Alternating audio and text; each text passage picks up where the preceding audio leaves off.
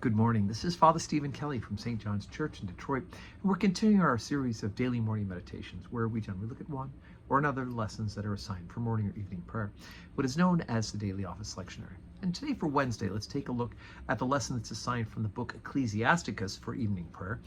We're already up to chapter 44, and this one actually may sound familiar because it is one that gets used quite often.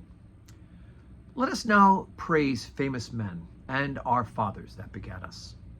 The Lord hath wrought great glory by them through his great power from the beginning. Such as did bear rule in their kingdoms, men renowned for their power, giving counsel by their understanding, and declaring prophecies. Leaders of the people by their counsels, and by their knowledge of learning, meet for the people, wise and eloquent in their instructions. Such as found out musical tunes, and recited verses in writing. Rich men furnished with ability, living peaceably in their habitations. All these were honored in their generations, and were the glory of their times. There be of them that have left a name behind them, that their praises might be reported. And some there be which have no memorial, who are perished as though they had never been, and are become as though they had never been born, and their children after them. But these were merciful men, whose righteousness hath not been forgotten. With their seed shall continually remain a good inheritance, and their children are within the covenant. Their seed standeth fast, and their children for their sakes. Their seed shall remain forever, and their glory shall not be blotted out. Their bodies are buried in peace, but their name liveth forevermore. The people will tell of their wisdom, and the congregation will show forth their praise. Now, and so this reading always strikes me. I think about this reading when I'm over at Elmwood Cemetery, where the majority of our parishioners for the first 75 years or so of this parish are buried. It's interesting because you've got Henry Porter Baldwin, the founder of the parish, whose name we know real well around here, has a grand memorial. He was the governor of Michigan, a U.S. senator. He has a grand memorial with the opening verse of the hymn, For All the Saints Who From Their Labors Rest, right? Great. Father Armitage, the first priest here, went on to be Bishop of Wisconsin.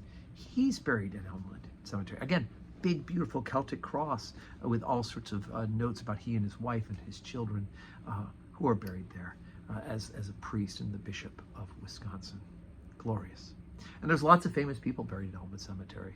Mayor Coleman Young's buried there. Mother Waddles of Detroit charity fame. All sorts of famous people. The Alger family who gave the Grosse Pointe War Memorial, buried there. The Sibleys, the Townsends, all famous people. And yet I walk around the cemetery and I see the headstones of thousands and thousands of others, many of whom have been forgotten to posterity. Grandparents, great-grandparents, great-great-grandparents of people. And so here at St. John's, we daily read through the necrology. We pray for all those who have died on each date of the year. And we remember them by name. There is a tradition that I heard from a conservative Jewish friend of mine who said that people die twice, the first time when they have their earthly death, and the second time when nobody utters their name out loud again. And yet, God doesn't forget them. God knows them and loves them, and they are within forever in heaven.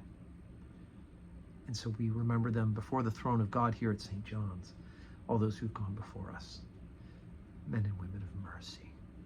And we look forward, by God's grace, to being with them because they're with Jesus forever. Today we have 12:15 Holy Communion at St. John's, and I do hope you can join us, either live in person to receive the sacrament or online where you're watching this meditation. And may your Wednesday be a wonderful Wednesday full of blessings.